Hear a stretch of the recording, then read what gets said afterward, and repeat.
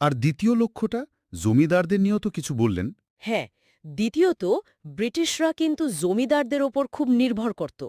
তো এই যে জমিদার নির্ভর ব্যবস্থাটা চলছিল, সেটাকে একটা আইনি ভিত্তি দেওয়াটাও জরুরি ছিল তাদের জন্য।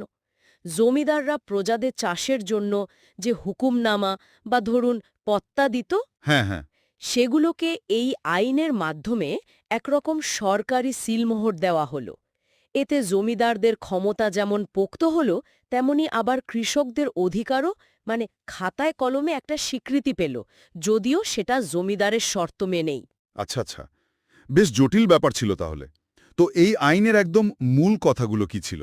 মানে কোন বিষয়গুলোর উপর জোর দেয়া হলো? কয়েকটা খুব জরুরি বিষয় একদম পরিষ্কার করে দেওয়া হয়।